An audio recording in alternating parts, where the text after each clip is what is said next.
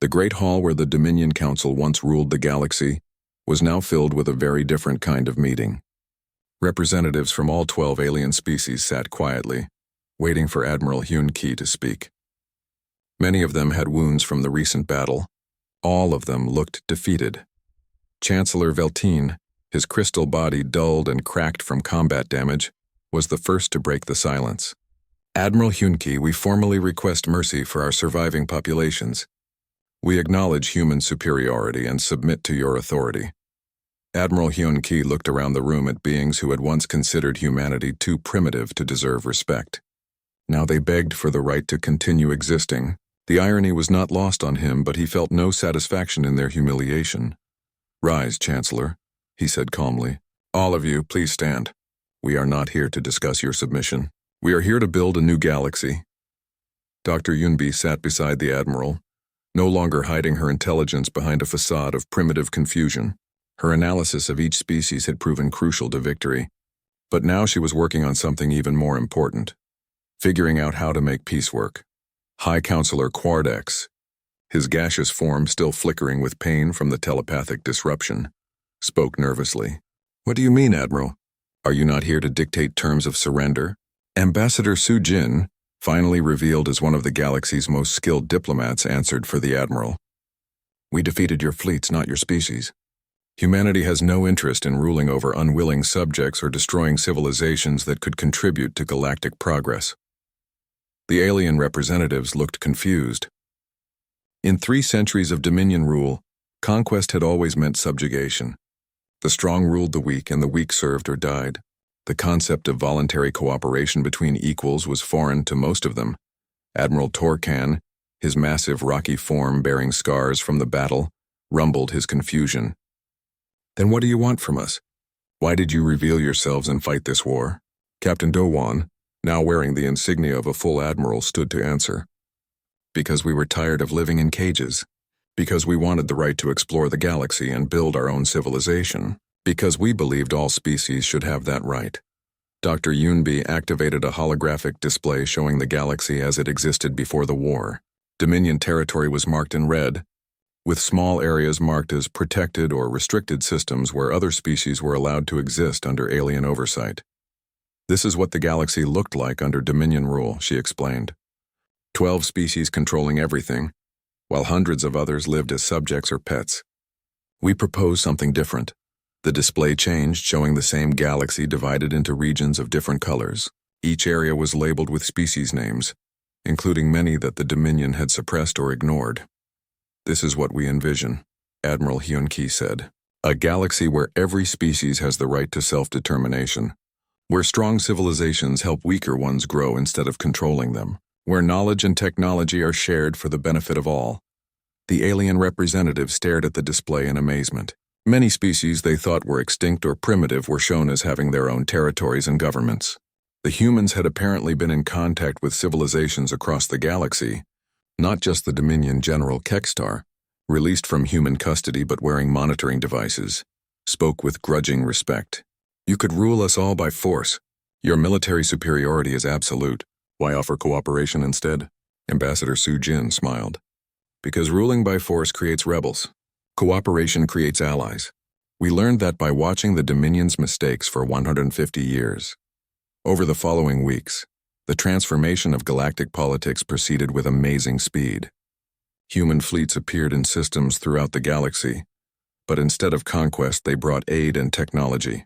Worlds that had been strip-mined by the Dominion received environmental restoration equipment. Species that had been forbidden to develop advanced technology were given access to human research.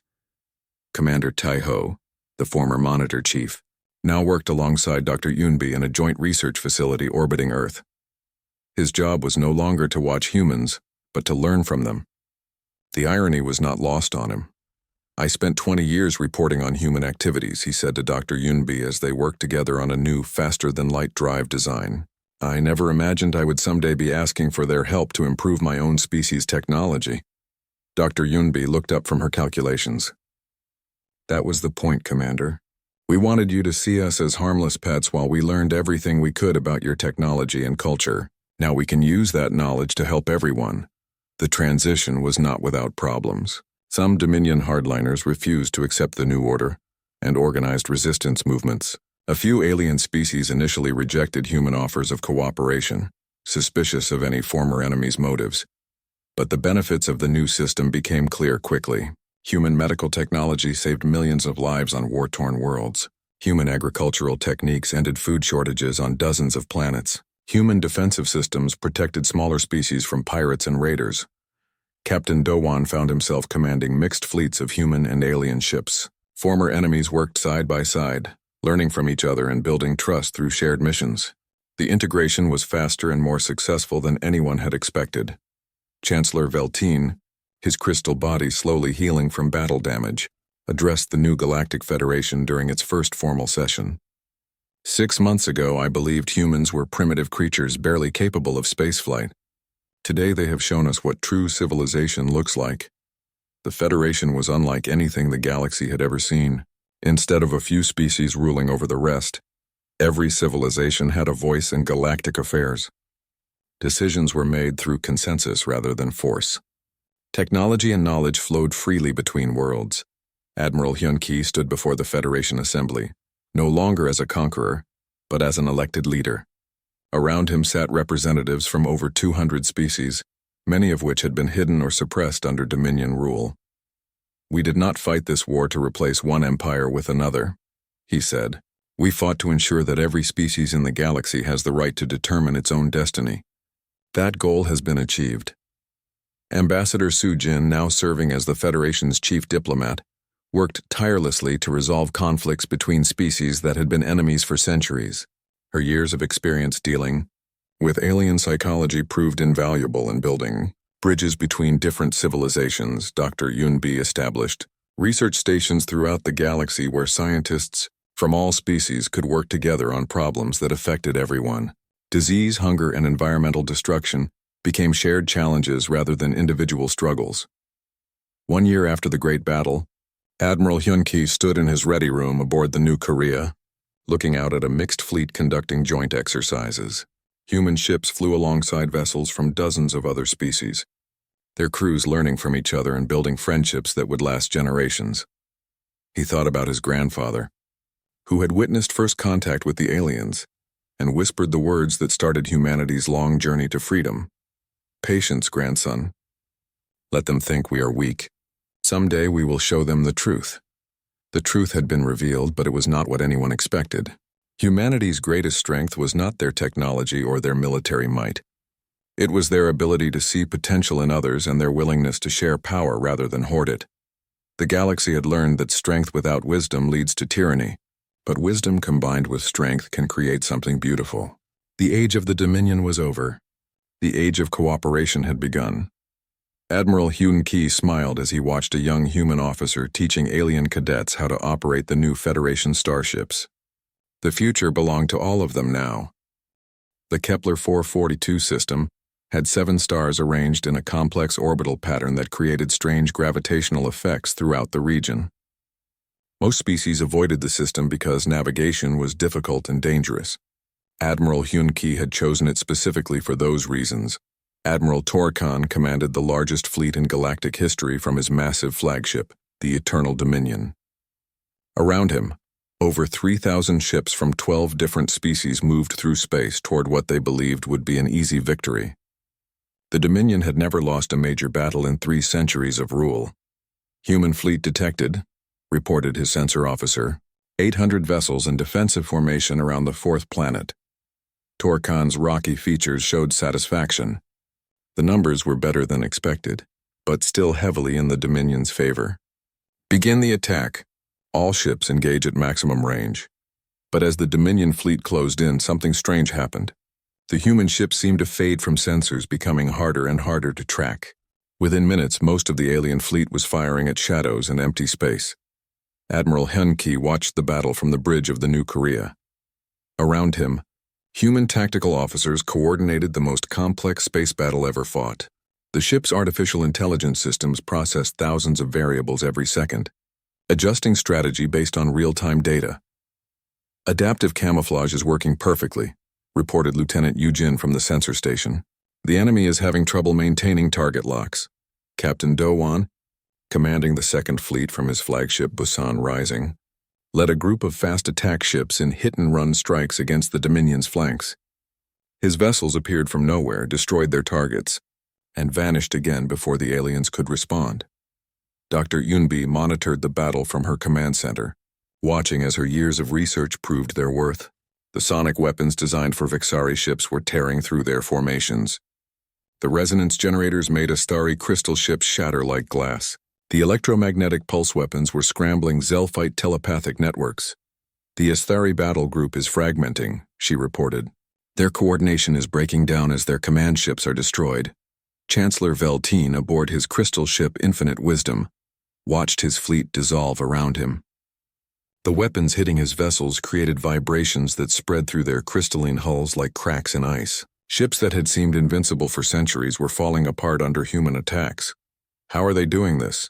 He demanded. Our intelligence said humans had no knowledge of our crystal resonance frequencies. But his science officer had a terrible answer. Sir, these weapons are specifically designed to exploit our weaknesses. They know exactly how to hurt us. High Counselor Quardex tried to coordinate his Zelphite forces through their telepathic link, but human jamming systems were creating feedback loops that caused physical pain. His gaseous form writhed in agony as the mental static overwhelmed his consciousness. The Dominion's numerical advantage was meaningless when their ships could not find targets to shoot at. Human vessels appeared and disappeared like ghosts, striking with perfect precision before vanishing again. Each attack was calculated to cause maximum damage to specific alien species.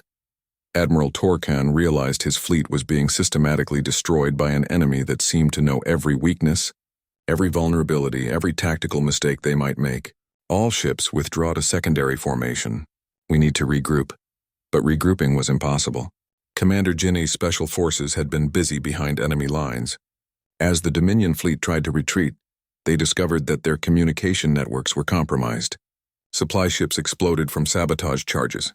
Command centers went dark as human infiltrators struck at critical systems. On the Dominion homeworlds, chaos erupted as human special forces revealed themselves.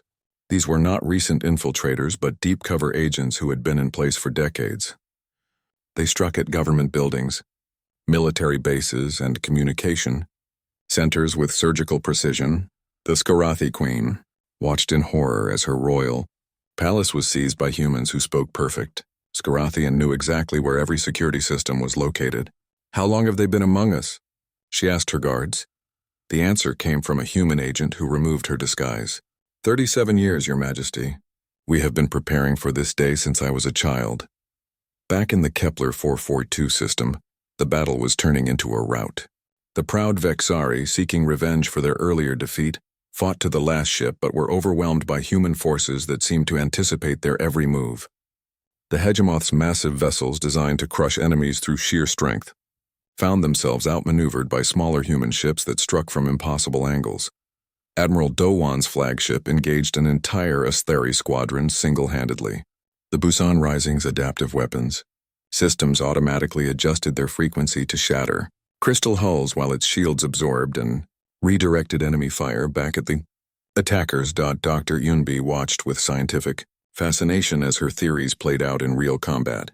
The Zelphite mind link is completely disrupted, she reported. They are fighting as individuals now, not as a coordinated force. The tide of battle became unstoppable. Species after species began withdrawing from the fight as their fleets were systematically destroyed or disabled. The Vexari, true to their warrior nature, fought until none of their ships remained functional. Other species were more practical and began sending surrender signals. Admiral Torkan found himself commanding a fraction of his original fleet. The Eternal Dominion was badly damaged, its weapon systems offline and its engines failing.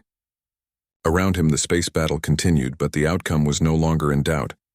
Admiral, his communications officer reported with a shaking voice, we are receiving surrender requests from 17 sector commanders. The Asthari Chancellor is requesting immediate ceasefire negotiations. The massive Hegemoth Admiral looked at his tactical display. Human ships surrounded his remaining forces, but they were not firing. They were waiting for his decision. Admiral Hyunki's voice came through on all frequencies. Admiral Torkan, your fleet is defeated. Order your remaining ships to power down their weapons and prepare to be escorted to designated areas. Your crews will be treated according to galactic laws of war. Torkan had never surrendered in his long military career. The concept was almost impossible for his proud species to accept. But as he looked at the destruction around him, he realized he had no choice. All Dominion ships, he said slowly, cease fire and power down weapons. We surrender. The greatest military force in galactic history had been defeated by a species they had thought primitive. Across the galaxy, alien populations watched in shock as news of the battle spread. The mighty Dominion, ruler of the galaxy for 3 centuries, lay in ruins. Ambassador Sujin, still maintaining her cover on Earth, watched the alien monitors receive updates from the battle. Their faces showed disbelief, fear, and growing understanding of how completely they had been fooled. Commander Taeho, the monitor chief, looked at her with new eyes. You knew, didn't you? All these years you knew this was coming. Sujin smiled for the first time in decades. Commander, we tried to tell you many times that humans were capable of great things. You just chose not to listen. As the last Dominion ship surrendered, Admiral Hyun-Ki stood on his bridge and looked out at the greatest victory in human history. But he knew the real work was just beginning. Defeating the Dominion was only the first step. Now humanity had to decide what kind of galaxy they wanted to create. The emergency session of the Dominion Council was unlike anything in 300 years of galactic history. 12 different species, each believing themselves superior to all others, sat in stunned silence as they watched Admiral Hyun-Ki's broadcast. Behind the human admiral, the bridge of the New Korea stretched into the distance. The ship was clearly massive, far larger than anything in the Dominion fleet. Crew members moved with military precision, operating technology that looked centuries ahead of alien designs. We control 47 star systems, Admiral Hyun-Ki continued calmly. Our colonies house over 2 billion humans, our fleet numbers in the thousands. We have been watching you, learning from you, and preparing for this moment since the day we first met. Chancellor Veltine's crystalline body flickered with angry light patterns. Impossible. Our monitors would have detected such expansion. But even as he spoke, reports flooded in from across Dominion space. Hidden human facilities were revealing themselves in systems the aliens had thought were empty. Massive shipyards emerged from asteroid belts. Defense platforms activated around planets that alien surveys had marked as uninhabited. High Counselor Cordex, his gaseous form swirling with anxiety, tried to contact the monitoring stations around Earth. Commander Taeho, report on human activities in their home system. Commander Taeho's voice was shaky as he responded. Sir, our sensors are detecting massive energy signatures from the outer planets. Structures are appearing that we never saw before. It appears humans have been using stealth technology to hide their true capabilities. Dr. Yunbi smiled as she watched the alien confusion from her laboratory. She had spent decades studying each species' psychology. The Asthari crystals, like Veltine, were proud of their intellect and hated being outsmarted. The gaseous Zelphites, like Cordex, relied on their telepathic abilities and felt helpless when they could not read human minds. Ambassador Sujin maintained her position on Earth, continuing to act like a simple human diplomat. But now the alien monitors looked at her with new eyes. How much had she really understood during all those years of meetings? Ambassador, said the chief monitor, did you know about these hidden colonies? Sujin tilted her head with an innocent expression. Hidden colonies. I thought humans only lived on Earth. Are you saying there are humans on other worlds? But her act was becoming harder to maintain. The monitors were no longer treating her like a primitive child.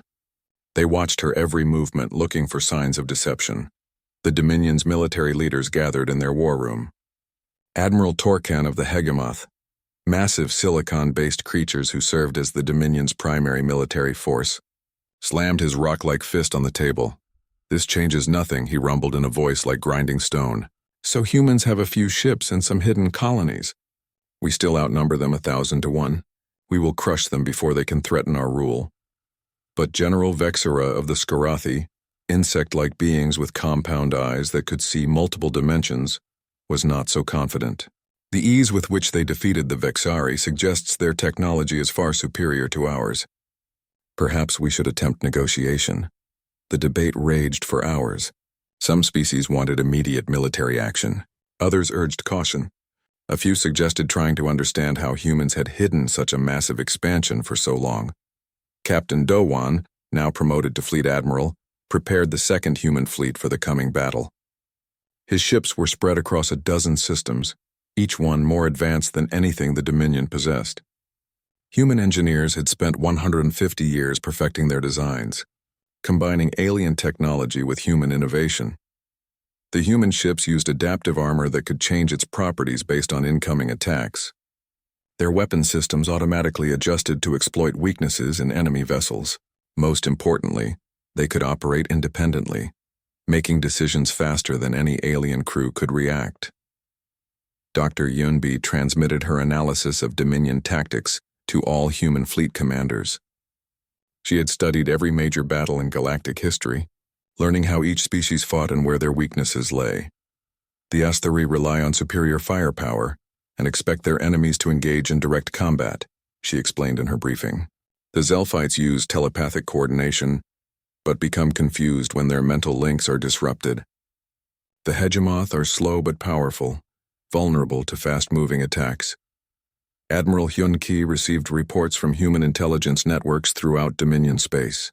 These were humans who had been living among aliens for decades, posing as traders, researchers, and refugees.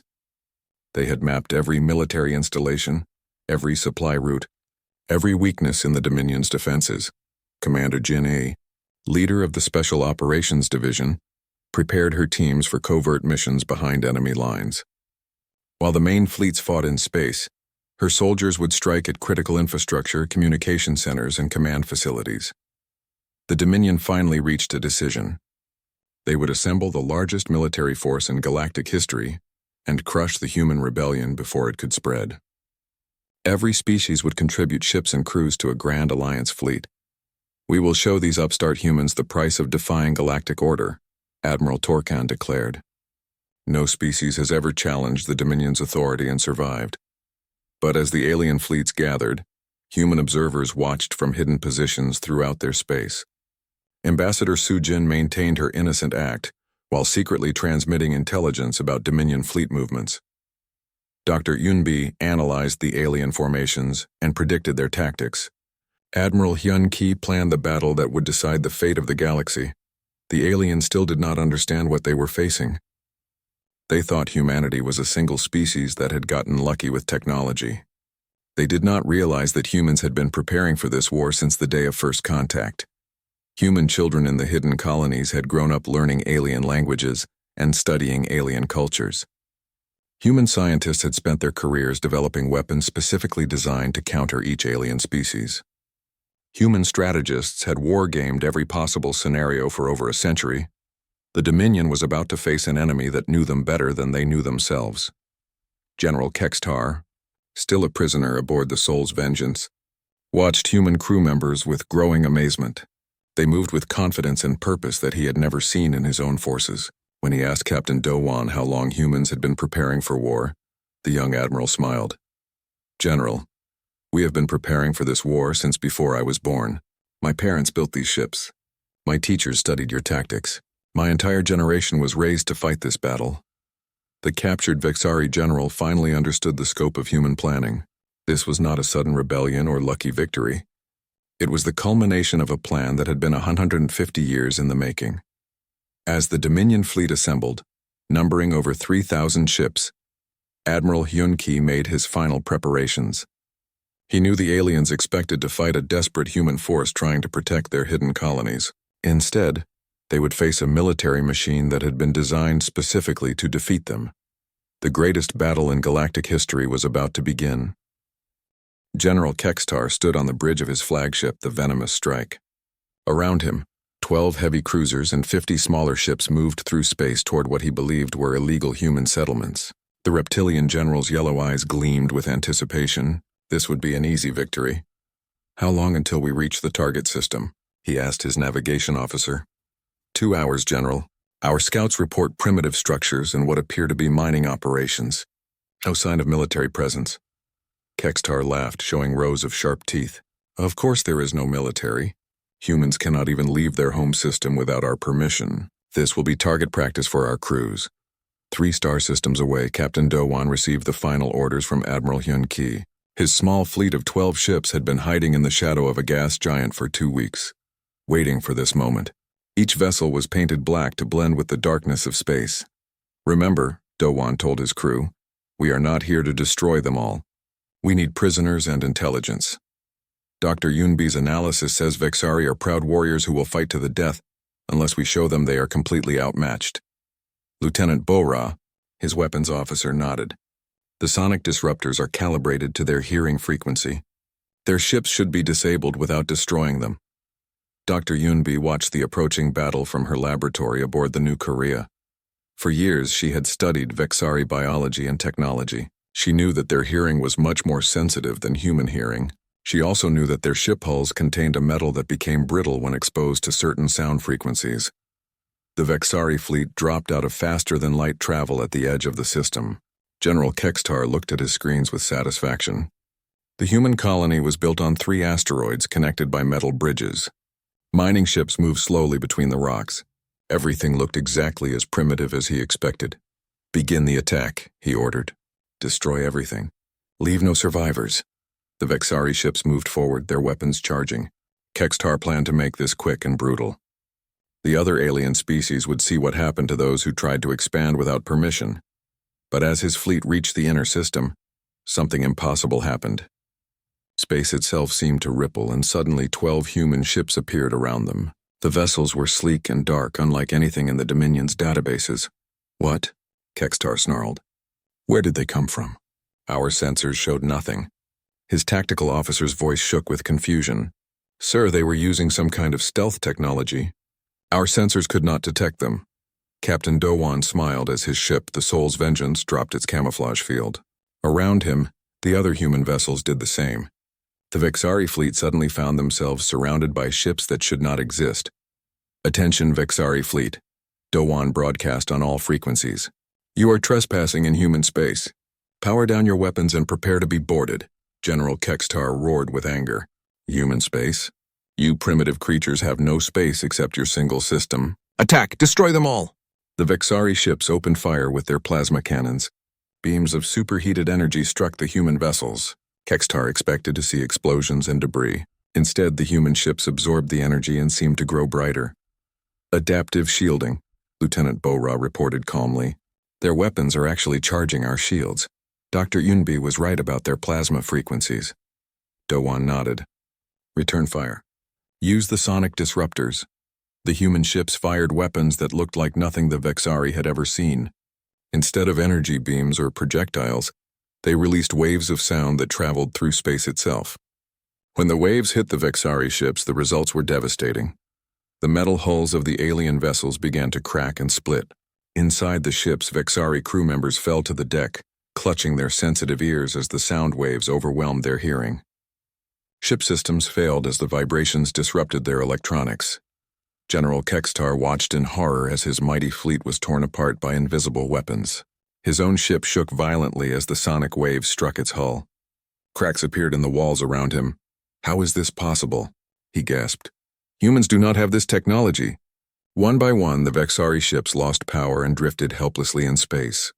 The human vessels moved with impossible grace, avoiding the few return shots while systematically disabling the entire fleet. In less than 20 minutes, the battle was over. Captain Do-won's ship approached the damaged Vexari flagship. General Kextar, your fleet is defeated. Surrender now and your crew will be treated with honor. The proud reptilian general looked around his broken bridge. Half his crew was unconscious from the sonic attack. His weapons were offline and his engines were dead. For the first time in his long military career, he was completely helpless. I surrender, he said quietly.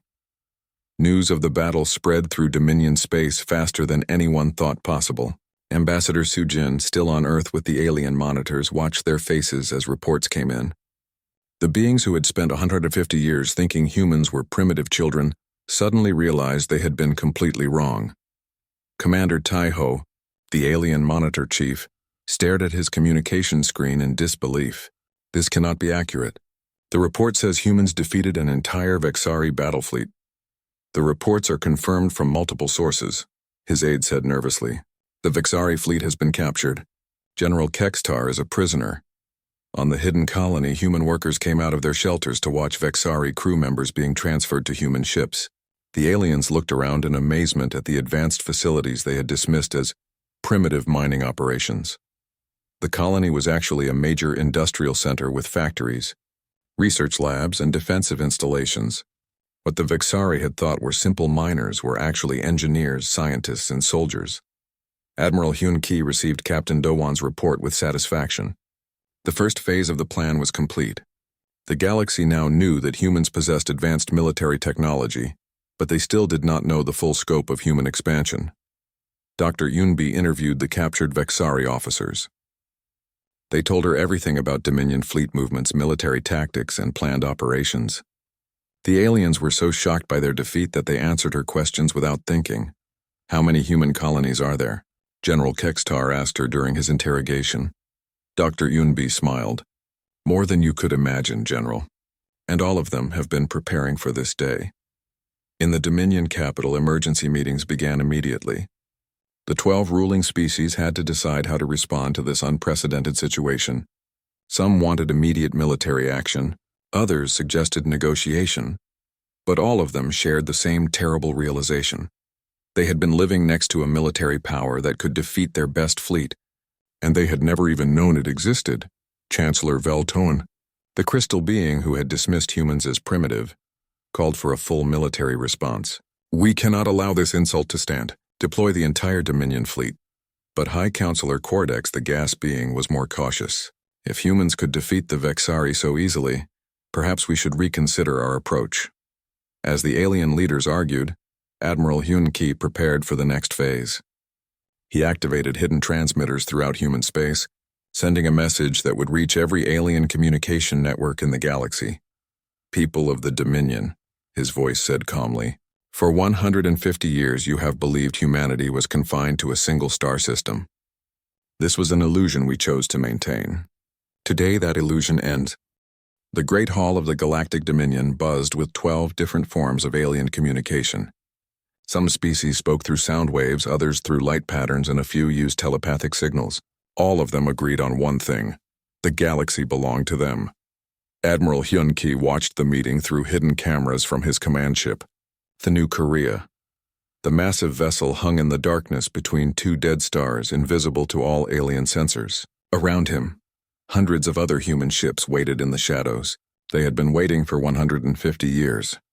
"The humans remain in their small system," said Chancellor Veltoen, a tall crystal being who sparkled when he spoke. "Our monitors show they still use primitive rockets and cannot travel faster than light." Dr. Yunbi smiled as she watched from her science station. She had spent 30 years studying every alien species in the Dominion. She knew their weaknesses, their fears, and their blind spots. The aliens thought they were so smart, but they had missed the biggest secret in the galaxy. "I propose we take the empty systems near human space," growled General Kextar of the Vexari. His reptilian face showed sharp teeth as he spoke. "Those star systems have good planets and valuable metals. The humans will never reach them anyway." Captain Do-won clenched his fists as he listened. Those empty systems contained 47 human colonies and 3 major shipyards. Millions of humans lived and worked there, building the fleet that would change everything. On Earth, Ambassador Su-jin sat in a small room with alien monitors. They thought she was just a simple human diplomat who barely understood their technology. They had no idea she spoke 12 alien languages and had been sending intelligence reports to the hidden fleet for 20 years. "The motion passes," announced High Counselor Cordex, a being made of purple gas. "The Vexari may claim the systems near human space. Begin operations immediately." Admiral Hyun Ki closed his eyes and took a deep breath. The time had finally come. For 150 years, humanity had played the role of a primitive species. They had pretended to struggle with basic space travel while secretly building the most advanced fleet in the galaxy. It all started when the aliens first arrived at Earth. They came in huge ships that blocked out the sun. Humans looked up at them with wonder and fear. The aliens studied humanity for months before making contact. They decided humans were too primitive to be a threat and too interesting to destroy. "We will protect you," the aliens had said. "Stay in your system and we will make sure no harm comes to you." But humans were not content to stay in cages, even golden ones. Within days of first contact, human scientists began studying captured alien technology. They learned how faster-than-light travel worked.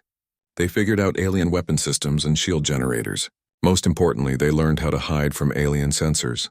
The first secret human ship launched just 5 years after first contact. It was small and crude, but it could travel between stars without being detected. More ships followed. Then came the first hidden colony, built inside a hollow asteroid in a system the aliens had marked as empty. Dr. Yunbi remembered the early days when she was just a young student. Her professor had shown her alien biology samples and said, "Learn everything about them. Someday this knowledge might save our species." She had spent her entire life following that advice. The aliens made many mistakes. They shared their history freely, thinking humans could never use it against them. They spoke openly about their military tactics and technology. They even brought human advisors to their council meetings, believing humans were too simple to understand what they heard. Captain Dowan had been born on one of the hidden colonies. He grew up knowing that Earth was not humanity's only home. His parents worked in the secret shipyards, building vessels that could outfight anything the aliens possessed. He learned to pilot starships before he learned to drive a car. The human fleet grew slowly but steadily. Each ship was better than the last. Human engineers combined alien technology with human creativity to build vessels unlike anything the galaxy had ever seen. They developed weapons that could adapt to any enemy. They created shields that grew stronger under attack. They built engines that could outrun anything in space. Commander Teho, an alien who monitored human activities from a space station near Earth, noticed strange energy readings from the edge of human space. He reported them to his superiors, but they dismissed his concerns. "Humans are trying to build better rockets," his commander said. "Let them play with their toys. They cannot leave their system anyway." But the energy readings were not from rockets. They were from massive shipyards hidden in the asteroid belts of outer systems. Thousands of humans worked there in secret, building the fleet that would challenge the Dominion's rule. Ambassador Sujin played her part perfectly. She acted confused when aliens explained simple concepts. She pretended to be amazed by basic technology. She asked innocent questions that made the aliens feel superior, while secretly gathering intelligence about their weaknesses. "How do your ships travel so fast?" she would ask with wide eyes. The aliens would explain their faster-than-light drives, never imagining that humans had already built better ones. Admiral Hyun-ki opened his communication channel to the hidden fleet. Ships throughout the galaxy received his signal through quantum transmitters that aliens could not detect. "Today the masquerade ends," he said calmly. "The Vexari fleet will arrive at our colonies in 6 hours. Captain Dowan, prepare your ships. Dr. Yunbi, transmit the tactical data on Vexari weaknesses.